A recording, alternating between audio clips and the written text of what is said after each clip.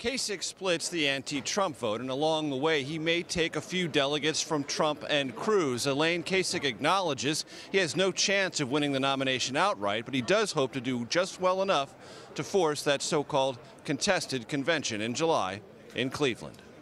Well, Major, Donald Trump and Ted Cruz have occasionally come together to call for another candidate's departure. A few weeks ago, it was Marco Rubio. Now it's John Kasich. Kasich isn't much of a threat to either of them in the next primaries. What would they gain from his departure? Well, it would be a one-on-one race, and for Cruz, that would mean available money that is, in some cases, going to Kasich might flow to him, voters that are aligned with Kasich, and there is not a small fraction of them here in Wisconsin, anywhere from 15 to 20%. Look, 15 to 20% can be the difference when you go from a three-person race to a two-person race. So that's the Cruz advantage. Now, Trump says, hey, I want Kasich out of this race because I think the votes he's getting, at least here in Wisconsin and possibly in Pennsylvania, maybe in New York, are voters who'd be more inclined to support me. So one thing that Trump and Cruz have in common is they both think they can get Kasich votes.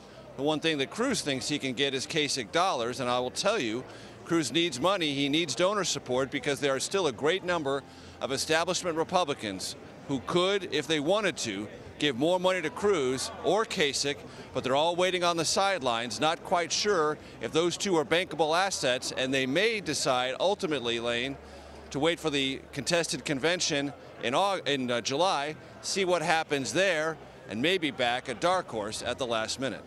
Well, Major, Donald Trump is coming off what many have called the worst weeks of his campaign. Here's what he had to say about that Monday. And everybody said, that's the end of Trump. It's over for Trump. Remember I said we have to do a temporary ban on the Muslims until we find out what's going on, right? I don't want to do that. They said, that's the end. You know how many times I've been given the end? Like, I've been given the last rites. How many times? Like 10? Every week. It's the end of Trump. Then they walk in, sir, I don't know what happened, but your poll numbers just went through the roof. Sir, could you... I mean, many, many times. And you know what? I don't even care. I have to tell the truth. I speak the truth, and I think people get it. All right, so Major, let me ask you, do you think that week is going to affect him in Wisconsin on Tuesday? Well, Wisconsin was tough for Trump even before that very difficult week. He had lost momentum and Cruz was gaining, and the week that he had just passed, very tough, a lot of negative publicity, a lot of internal campaign, if not turmoil, at least disruptions that Trump had to deal with. Distractions, to be sure. Have they dramatically changed the poll numbers here in Wisconsin? No, they haven't. So it's not as if Trump was down 10 and then now he's down 20 to Cruz. That hasn't happened here. But what it may do, and we'll have to wait and see what the voters tell us on Tuesday, they're the ultimate arbiter. But what it may tell us is that Trump's resilience, which he just spoke to, which, let us all admit, has been impressive this entire campaign. What Trump just said in that soundbite is not inaccurate. Now, he wasn't given last rites every week, but there have been many instances in this campaign when certainly the punditocracy of this country, and I do not include myself in those ranks, said, well, this very well may be it for Donald Trump. And he has defied all of those predictions and all of those projections. But here's the dangerous thing about presidential politics. Always thinking that whatever has happened in the past is going to work in a linear way going forward. That is to say, what you've most recently learned is what you're going to know in a week. It doesn't work that way. Politics is a disruptive process with all sorts of things going up and down, and new events, new facts, new impressions being gathered by voters all along the way. So this is a very roundabout way of saying, Elaine, that Trump remains resilient among his core supporters. Are there enough of them here in Wisconsin? Probably not.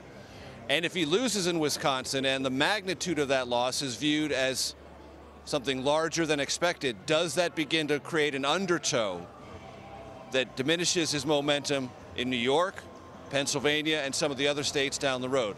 That's going to be the next phase of this campaign, and we're going to have to be a little bit patient. Patient for the verdict of the Wisconsin voters tomorrow night, and then the after effects we see in the polling data in New York and Pennsylvania. All right, Major, on a much lighter note, before I let you go, I have to ask about this moment from a Ted Cruz campaign event at Mars Cheese Castle in Kenosha, Wisconsin, when a little girl asked Ted Cruz to try on a hat. Cheeseheads will certainly recognize this. Let's take a look. There is an ironclad rule of politics, which is no funny hats, and any hat is by definition defined as a funny hat, and that just, Michael Dukakis demonstrated that powerfully when he put on a helmet and rode in a tank, and so I will cheer on the hats of others, but I think the people of Wisconsin wear their cheese heads so powerfully that I would not presume to intrude in the elegance with which the people of Wisconsin wear those hats. Oh, I don't know, Major. You're there. I mean, what do you think the correct way to handle that moment was? Well, not only am I here, I was there. And that was one of Ted Cruz's daughters who asked him to put on the cheese hat. And if you go to my Instagram account, you'll see that I did just exactly that last week at Lambeau Field in the Green Bay Packers gift shop. So I've worn a cheese head. I'm not running for president. I was in a brief moment of revelry in Lambeau Field at the Green Bay Packers gift shop. I'm not a Packer fan, but, you know, when in Rome, well, you know the rest of that. Anyway, Ted Cruz is right, though. I never dispense advice to press secretaries or campaign operatives except when pressed, and the only piece of advice I've ever dispensed is don't put hats on and don't hold up sparklers or twirlers or anything that makes you look like a clown. Because no matter how much you think it's going to work or how much the room loves you, you're going to, if you think it's going to make you look like a clown, you are a clown. And that is not something you can take back in photographic politics. And photographic politics is the most important part of media politics. Not what I write down, not what appears in print necessarily, but what's the picture. So I think Ted Cruz, even though it was his daughter, whom he loves and I'm sure cherishes, and in a moment of private enjoyment might put a cheese head on. 70 of us media jackals around, no cheese heads. No, no, no, no, no, no. All right, so digital record, just to be clear, Major, of your own cheese head enthusiasm, but none for Senator Cruz. Got it.